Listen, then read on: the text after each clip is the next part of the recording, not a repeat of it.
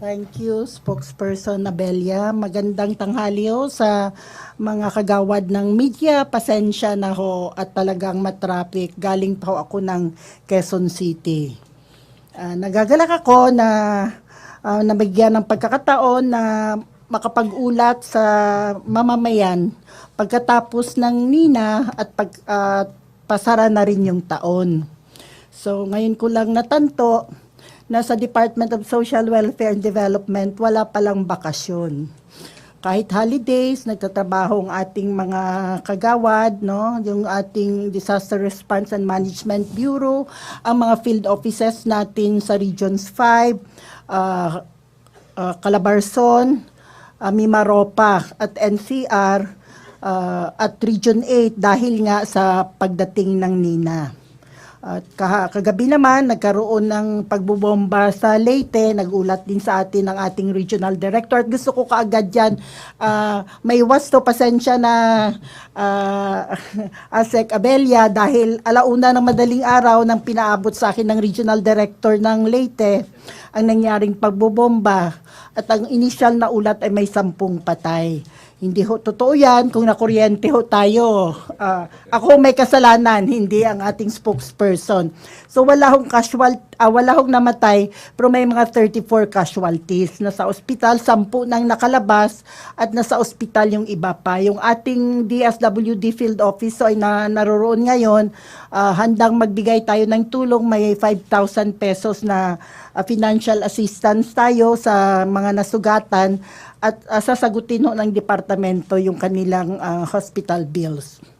Sa Nina naman, patuloy pa rin ang ating response. Sa ngayon, pagtitiyak ng mga preposition goods natin sa iba't ibang mga munisipyo ay maibigay sa mga mamamayan at madagdagan nito. Sa actual na report ho ng as of December 29, at 2 a.m. at mamaya ibibigyan namin kayo ng handouts kaugnay ng report ng ating Disaster Response and Management Bureau. Ang total ho na natamaan ay mga 813 barangays, 206,812 families, and 923,485 persons. Sa Albay ho, sa Bicol ho ang major na tinamaan dahil nakailang landfall siya doon mula sa Virac, pumunta sa Sangay, sa Bato, Ang hardest hit ho doon, although nag-unang landfall ay Catanduanes at doon ho kami napunta, ang kabinete ni President at si PRRD mismo. At tapos natuloy kami sa Pili 2 days after Nina. Sa Albay ho ang pinakamarami na nasalanta, 240 barangays. 100,000 families. So sa total na 504 barangays sa Bicol na tinamaan, halos kalahati noon ay sa Albay. Sumunod ay Camarines Sur, 153 na may 57,919 families at Catanduanes na may 69 barangays at 21,906. Ang data na ho ito as of 2 a.m. kaninang madaling araw. Sa Mimaropa ho, ang matinding 80 barangays ang tinamaan with 5,105 families. Marinduque ho, bagamat 6 na barangay lang hong natamaan, mahigit sa 2,000 na pamilya. So ang Marinduque ho ang most number of affected families sa Mimaropa. Sumunod ho ang Oriental Mindoro. Sa Calabarzon ho, out of 161 barangays na affected at 4,245 families. Quezon ho, Quezon ho, kabilang ang Bundok Peninsula, General Luna, Mulanay, ang tinamaan 104 out of 2,000 and 2,866 families. Mamaya i-distribute natin yan. Nakapagpalabas na ho tayo ng 47,298,500 pesos na assistance in the form of mga relief goods. Malaking bahagi ho yan ay galing sa DSWD. May maliit na bahagi na galing sa mga LGUs. So, ano pa bang i-report natin yung sa reseta ni President Duterte na Yung 1 bilyon na dina-download niya sa ating departamento, ay inaayos pa ho natin yung guidelines. Nililinaw lang ho natin na hindi ho perang ibibigay ng department, no? Dadali ng reseta mula sa doktor, at ang na valid, relatibong bagong reseta, i-validate ho natin yan at bibigyan ho natin ng guarantee letter sa iba't ibang mga butika, no? So hindi ho pera. Ngayon, inaayos natin na may memorandum of understanding tayo sa malalaking ospital kasi doon ang pinakamarami eh. Sa NCR, ito Philippine General Hospital, sa San Fernando, Pampanga, sa Cebu, Iloilo at Davao.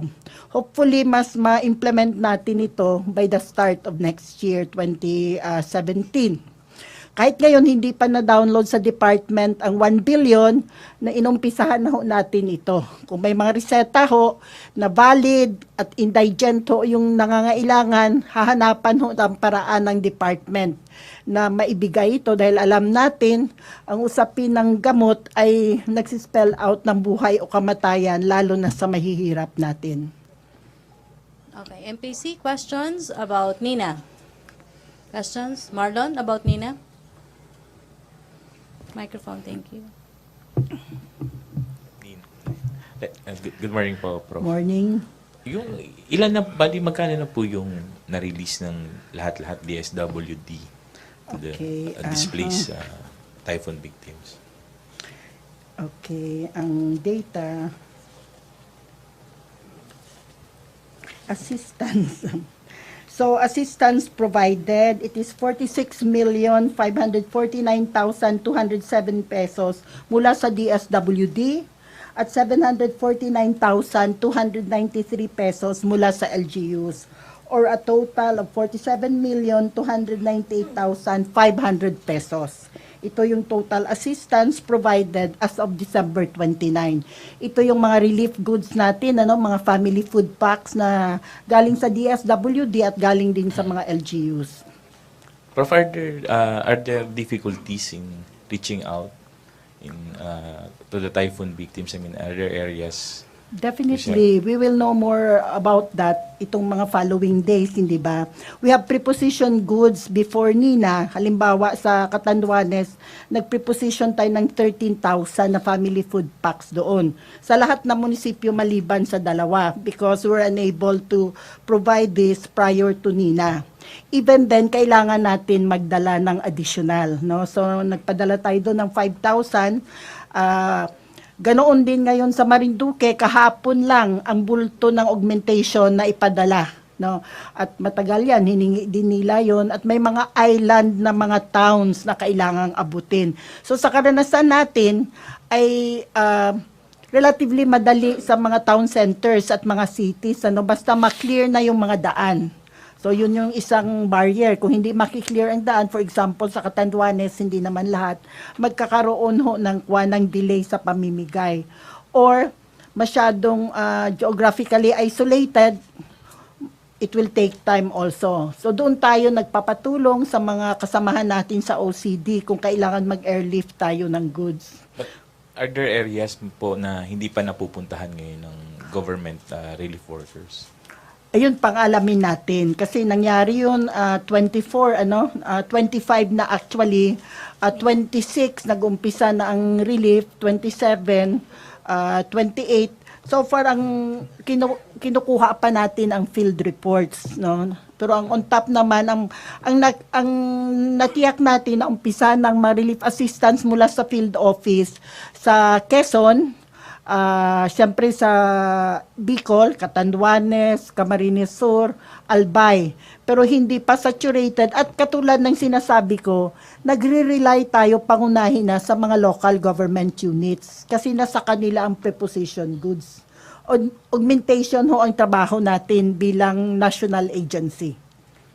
Just on the medical assistance for poor Filipinas, the President said he wanted this to be implemented immediately. So how are you going to go about that? Yeah, we are implementing it immediately, meaning kung may reseta na valid na indigent, we find ways to provide that assistance mula sa existing funds namin. But the actual 1 billion pesos have not been downloaded to us, no? At you know naman, we have to come up with guidelines. Now, we have to come up with guidelines because this is still government money. We have to make sure na in line ito sa mga existing rules ng gobyerno.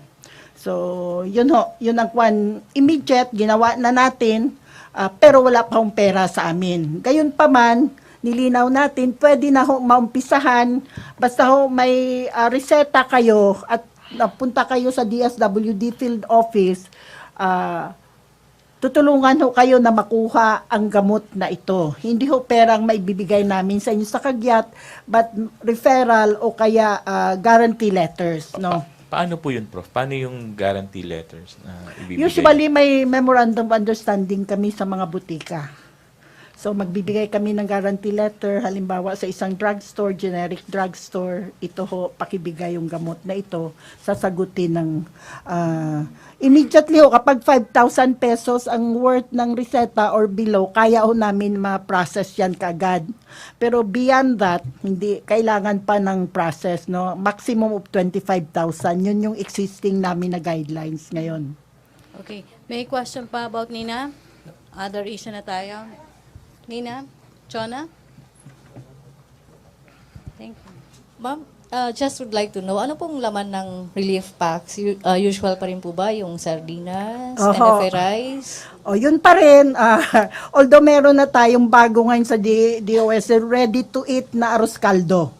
At sinikap natin yan, tinry natin yan ito sa Batangas Port ng maraming mga na-stranded doon. So, ready to eat yun. Hindi yan kasama sa family food packs. Ang family food packs natin, 6 kilos of rice, 4 cans of sardines, 4 cans of corned beef, and 6 packs of energy drink or coffee.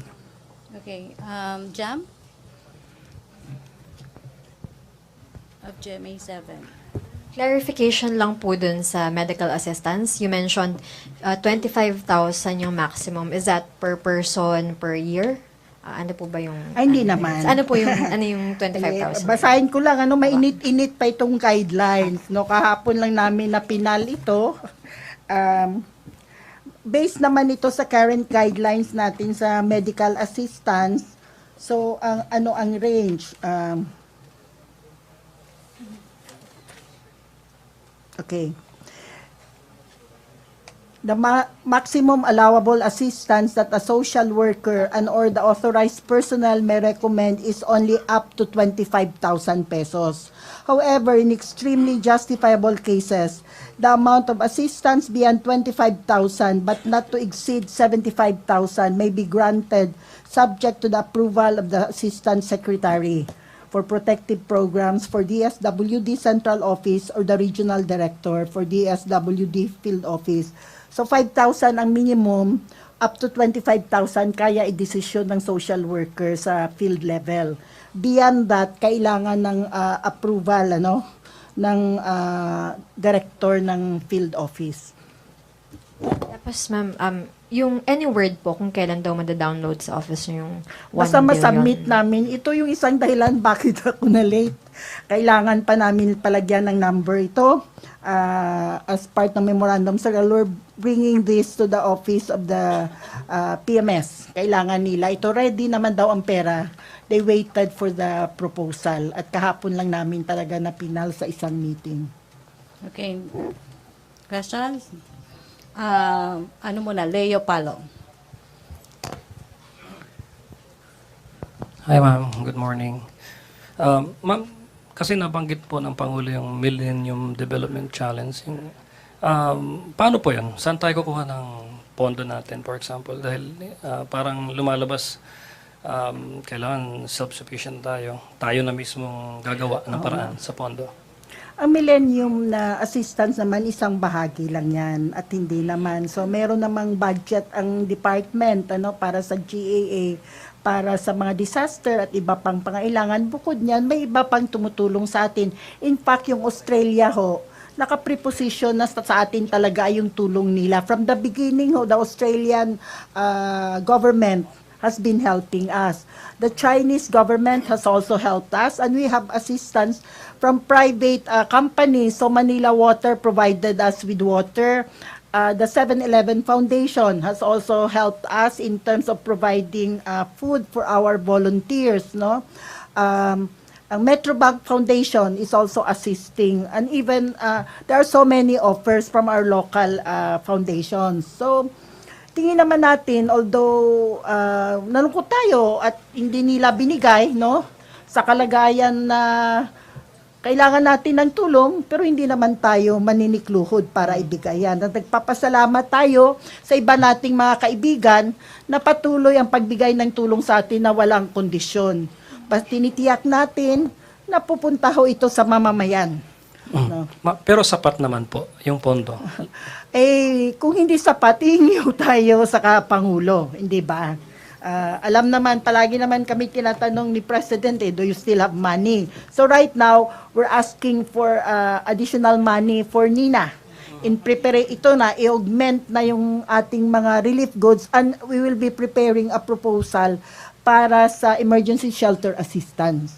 So that will be requested from DBM dahil magsasara ng mga libro ngayong 2016 eh. Magkano po yung additional, ma'am? Ang hiningi namin ay, Kung malaki yan. Tagal hindi, yun. may mga 614 million pesos. Wow. Para lang ma-augment for this, no, sa relief assistance. 640 million, ma'am. Okay. Okay. Thank you. Ma'am, medyo list lang ako ng konti. Sa street dwellers lang po kasi. May panukala po ang Pangulo, in reaction lang po, yung pa-repeal po yung anti-mendicancy law. Oo naman, kung maripilo yan, susundin natin, di ba? Sa ngayon, enforce pa ang anti-mendicancy law. Actually, kung basahin natin, nagpo-protection ito sa mga bata no? Mga 9 years old and below, para hindi sila magamit na gamitin, ma-exploit sa mga iba't ibang pamamaraan. So, while the law is enforced, we'll follow it. If the law is repealed, we will also obey it. Right now, I think caroling is not prohibited per se. Marami lang, may mga requirements lang, so it won't be abused, no, by people. At may safeguards din na maproteksyonan din yung mga communities natin. Ma'am, madami pa pong street dwellers ngayon, mga Aitas, mga Badjaw, lalong-lalo dyan sa bahagi ng San Juan at Manila. Ano po ang gagawin natin doon? Patuloy natin itong minomonitor, mahigpit yung ating coordination sa mga local government units. Bago magpasko nitong December, nagkaroon tayo ng 2 days na consultation workshop sa mga local LGUs dito at mga NGOs na tumutulong kaugnay ng mga street families. At may mga programa ho tayo.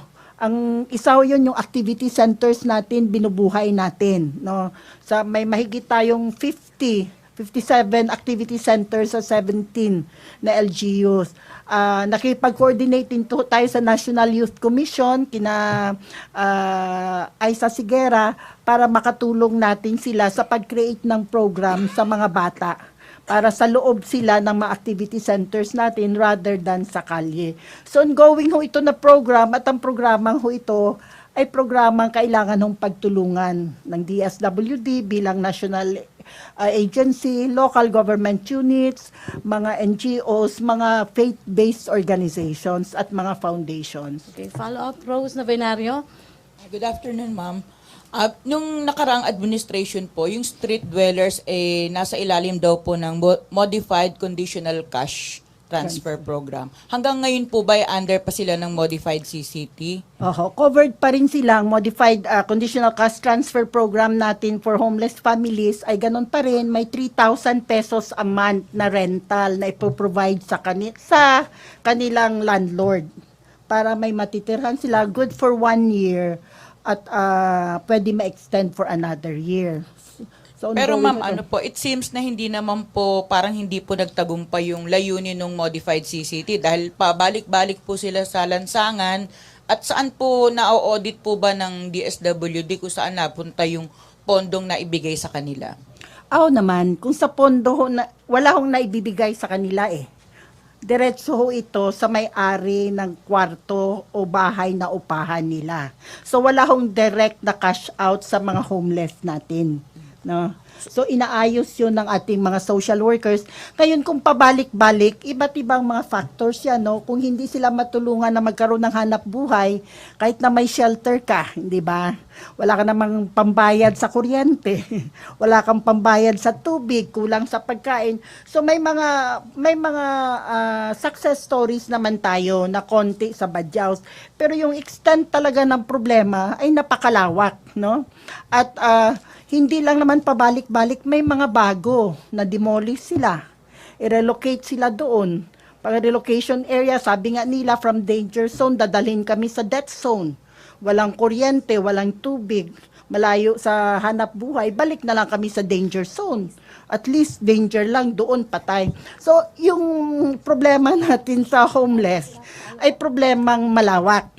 At it should be a whole of government effort. Ganoon na naman ulit ang sinasabi, usapin din ito ng trabaho, ng lupa, no? Ng abot kayang serbisyo. So we're trying to do our part. May modified CCT tayo para sa homeless. Nag-attempt din tayong sama sila sa mga sustainable livelihood programs natin. Tinutulungan tayo ng TESDA, ng DOLE. Pero extremely talaga massive yung problema. Ma'am, last na lang po. Meron po bang direktiba si Presidente tungkol po sa homeless sa paghahanda po sa Miss Universe po next year? Oh. O yun naman, nag-usap na kami before pa eh. Bago pa talaga nag-Miss Universe, nung umpisa pa lang ako, tinanong ko na siya, kasi hindi lang Miss Universe, APEC, di ba? ASEAN. So, sir, anong gagawin natin? Itatago ba natin sila? Siyempre, hindi naman natin matago kasi temporary siya na measure. Pero anong magagawa natin? Ito nga ang tinatry natin, makausap sila, anong kailangan nila. Kasi sa totoo lang, hindi talaga safe ang streets, no? Especially for the children. When we do that because we want to ensure din yung safety nila. We don't do that para pagandahin, no? Pagandahin ang anong dadatnan ng mga turista. And we said that before, karamihan sa mga kandidata naman ng Miss Universe, mga galing din sa third world countries na katulad sa atin, na marami ring mahihirap, no? So hindi magiging bago sa kanila ang sitwasyon natin. So ito ho yung hindi ho natin sila itatago. Pero kung may paraan ho tayo na hindi sila malagay sa panganib dahil nasa kalye sila, may Miss Universe man o wala, pagtulungan ho natin yan. Laila Salavera. Good morning, ma'am. Ma'am, clarification lang. Ano po yung guidelines natin para hindi maabuso yung 1 billion na fund para sa mga gamot? Oo nga. Ang ngayon, ang guidelines natin ganoon pang existing, every 3 months ang pag-access nito. Except kung talagang kailangan. So ito yung pinoproblema natin, yung dialysis, gamot sa dialysis, ang gamot sa chemotherapy. So ito yung ayusin natin kasi sa experience natin before the 1 billion, ang kalakhan ng mga humihingi ng tulong sa crisis intervention units natin o kaya sa assistance to individuals in crisis, medical assistance talaga. So, ang may guidelines naman tayo, may safeguard tayo, may ensure na yung reseta ay valid, no? Talagang doktor ang nag-issue. At the same time, ayaw naman natin pahirapan. So, ang madali, okay, inisip namin na makipag-coordinate sa hospitals kasi alam natin maraming pasyente doon na sa charity na may mga reseta na hindi kayang bumili at na-assess na yan ng social welfare ng mga hospitals eh. So wala nang kailangan ng indigency. So we'll be coordinating with the social workers, for example, ng PGH, no? Para kung sino yung mga pasyente na kailangan ng gamot, matulungan na namin. At actually, I think ito ang isa sa mga dahilan bakit nag-download si President ng 1 billion. Because doctors of PGH requested him to assist our indigent patients. Okay, last questions na tayo? Or Vance Fernandez and then Dexter Ganibia. Yes, ma'am. Good afternoon. I'm here. Okay. Madam, ano pong may tutulong sa mga natitirang street dwellers sa mga kalsada kung meron man? Meron ho tayo ngayon, may hotline ho tayo, ibibigay namin sa inyo mamaya yung numbers. Ito para sa DSWD NCR. Meron ho tayong may 4-piece ho tayo at yun na nga yung modified CCT. Ibig sabihin, pwede sila makapag-avail ng tulong bukod sa 3,000 na rental, may assistance ho sa mga bata na nag-aaral. So it will amount, aside from 3,000, may mga 1,500 a month, no? Basta may mga anak na maliliit. Tapos meron din tayong efforts na ma-enroll sila sa PhilHealth para magkaroon ng health service. Pero ang pinakamatagalan would be jobs o capital, no, sa training. Ang hirap lang kasi kung minsan i-relocate dahil ang kanilang karaniwang trabaho ay pagtitinda. And that would require nandoon sila sa thickly populated na areas. Na dangerous din kasi yun din ang usually matraffic. Again, we coordinate with the local government units, no? So dito sa NCR, ang nag-work dito directly would be our National Capital Region at meron kaming mga street facilitators.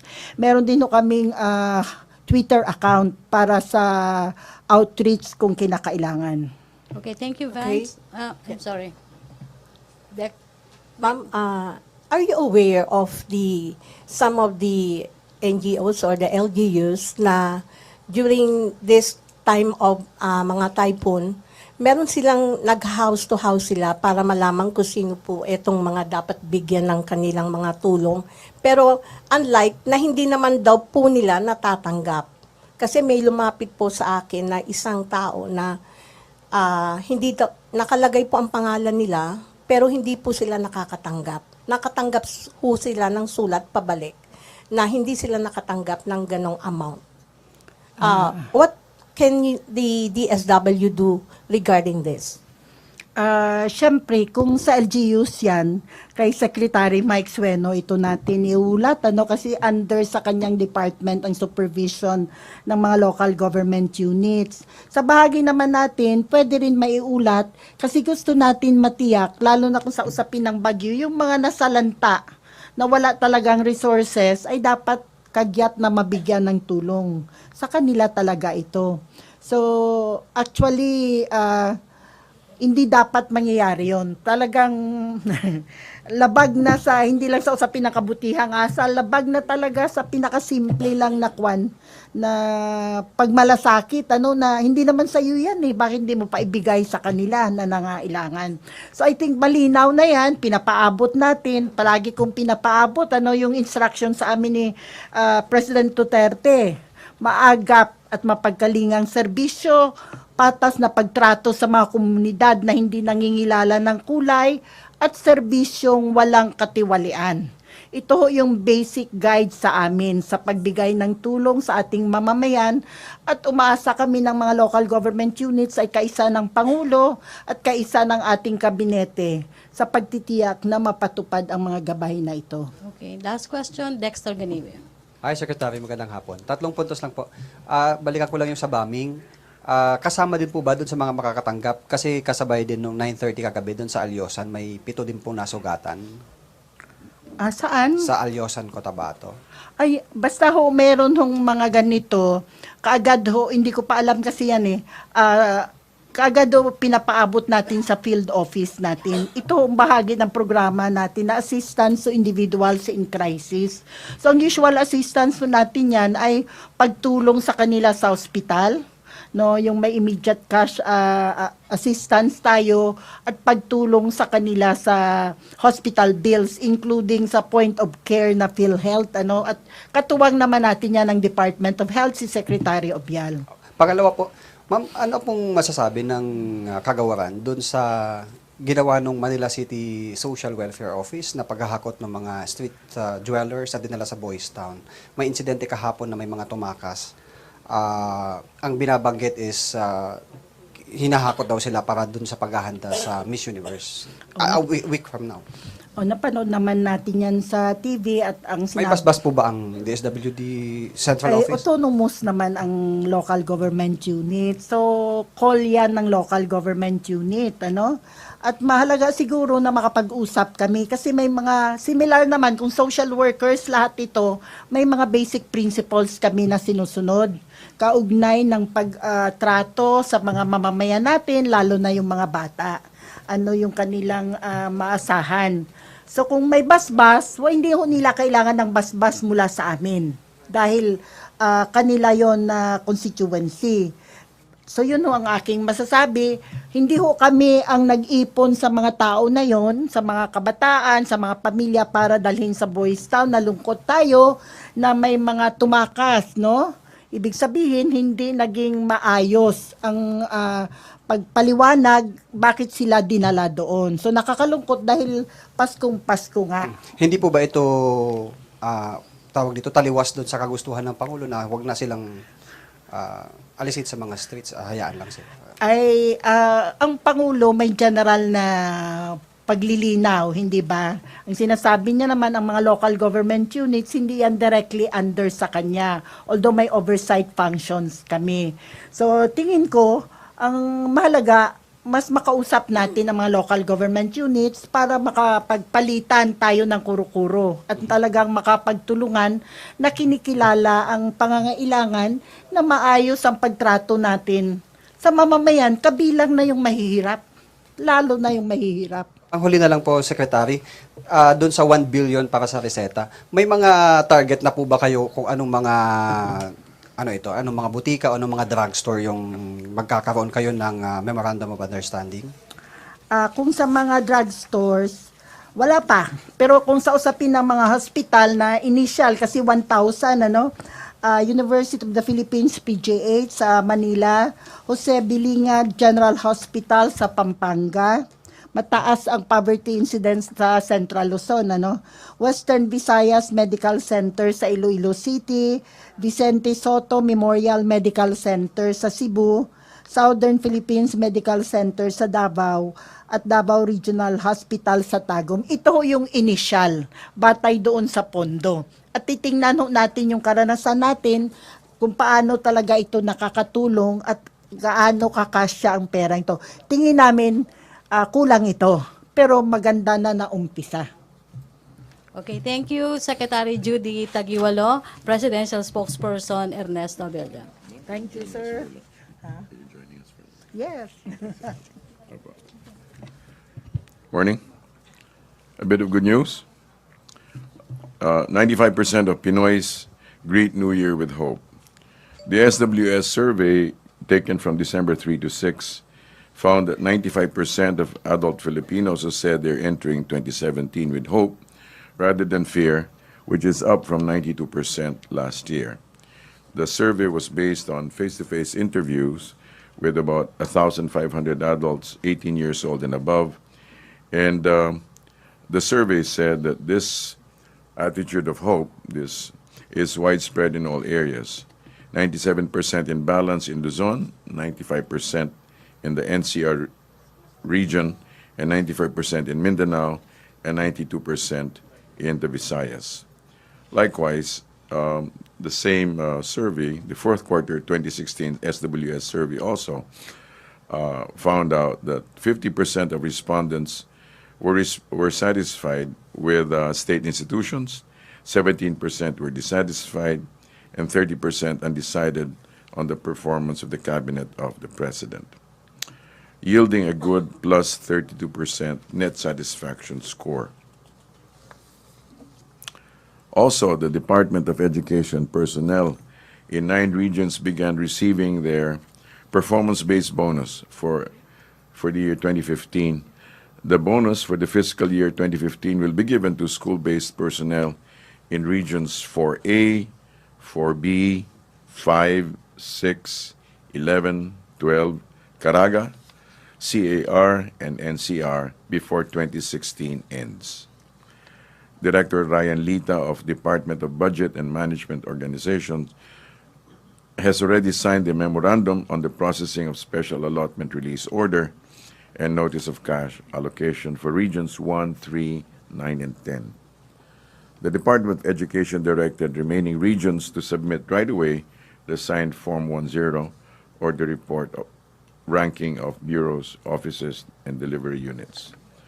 Likewise, also, the DPWH has opened Cavitex and Skyway connectors, and portions of the new elevated NIA expressway that connects the 3 terminals have already been opened. According to Secretary Mark Villar, the opening of the NAIA Expressway, ramps 11 and 12 will reduce travel time by at least 40%. We're open to questions. Okay. Jam Sisante. Microphone. Thank you.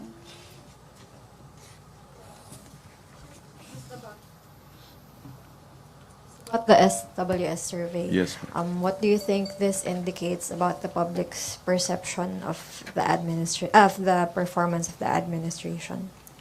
Do you think the public's what the public said about being hopeful about the new year, does this indicate what their perception of the performance of the administration? I suppose it's part of the whole package, you know. Based on results, apparently the public is quite satisfied with the performance of the administration. Next question. Follow-up question or SWS questions? Marlon?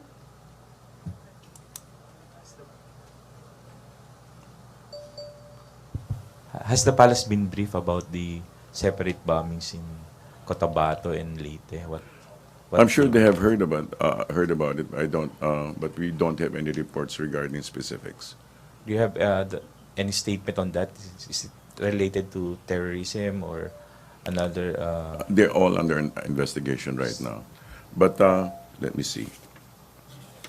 Regarding the IEDs, no? No, they're all under investigation right now. Although most of them are, they're all under investigation. But should the public be alarmed by these incidents because it happened less than a week after the bombing in Midsayap? It's an area of concern, but not alarm. Not alarming. Not alarming. Why, sir? Why so? Simply because, first and foremost, there have been nobody has made actual claims regarding the responsibility, has not taken responsibility for those explosions. So we cannot pinpoint any specific area of or person responsible. Sir, the Vice President Robredo issued a statement today saying that the President's threat of declaring martial law should not be taken as a laughing matter. Nobody's laughing. Nobody's laughing about it. Yeah. But, maybe last time, sir, you mentioned that the President would impose martial law only when it is needed to protect and preserve the safety of the people. With these recent incidents of bombing, Yes. does Malacanang see a need for No, there are President no, to consider? at this stage, there are no indications regarding that matter. These are all being considered. For example, the situation in Ilongos Leyte, these are not areas that have really been subject to threats like bombings. So, that's exactly why it's all under investigation right now. But these are not indicators of that the context is being set up for, let's say, declaration of martial law, for example. No. Sir, just regarding the bonuses, sir. Yes. In all his visits to the police and military camps, Yes. President Duterte repeatedly said that he would double the basic salaries of soldiers and policemen. Yes. We're only about 2 days away before, 3 days away na before 2017 starts. I'm sure the president has serious intentions of fulfilling his word. However, he also has to work within certain structures. So I'm sure the process is being the process is being followed. But as we speak, as of today, has it been implemented? As far as I know, not yet. As far as I know. Thank you, Marlon. Dexter Ganibe, to be followed by Sweden. Ayusek, good afternoon. Hi. Sir, meron bang tawag dito, categorical na pahayag o utos ang Malacanang pagkatapos nung magkasunod o halos magkasabay na pagsabog kagabi? At yung maraming nabahala dun sa may mga minors din na napatay sa isang shooting incident sa Caloocan na kagabi. Do you have... No, we don't have categorical statements regarding those matters. Everything is under investigation. Sweden? Good afternoon, Yusek. Yes, ma'am. Sir, as reported earlier, there are more than 30 casualties from the Leyte blast. Does the President have any plan of visiting the casualties in Leyte, sir? We don't have the schedules right now, but I'm sure eventually he will. Within this year, sir, or after New Year na po? I cannot say so. Okay. But But he sir- will be here for as far as we know, he'll be around during this portion of the holidays. Sir, if ever you were able to talk to the President, may mga nasabi po ba sa inyo na he's expressing concern or worry because of the blast? Well, the President is very managerial regarding these matters, and I don't know if it's areas of concern, but definitely he's on top of the matter. Thank you, sir. Laila Salaveria? Sir, this coming year, what can we expect from the administration when it comes to its war on drugs?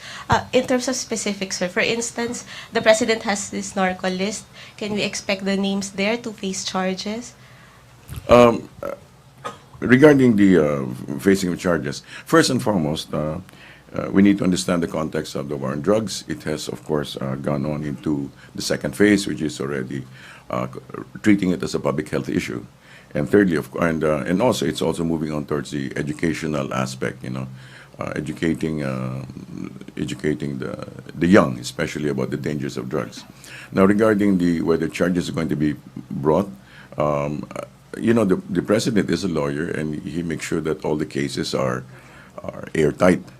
However, it's also very strategic that the fact that the list already includes names to which the President is privy to. So, in a sense, it's a very strategic situation that he has.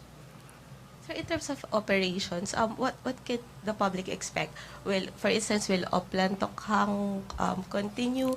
Is the government going to run after these people, whoever they are, killing drug suspects or the drug users have surrendered? I think we need to be very careful about whether statements like President, the government killing people. No, it makes it sound so indiscriminate. No, but they are aware of the people who are involved in drugs. So they continue to be vigilant and they'll continue to proceed with assumption of regularity. Sir, clarification. What I'm saying, is the government going to do anything about the people? I'm not saying it's the government killing these people, Okay. but these people killing other people Right, involved right. in drugs. Right. What's going to be the plan for 2017? Well, in terms of specific, of course, I cannot tell you regarding that. But again, the president is very careful that everything is done procedurally with regularity. Okay, thank you, Laila. Last question. Okay na tayo, MPC? Okay. Thank you. Thank you, Presidential Spokesperson Ernesto Abella. Thank you, Secretary Judy Tagiwalo. Back to our main studio sa Radyo ng Bayan at PTV4. Happy New Year.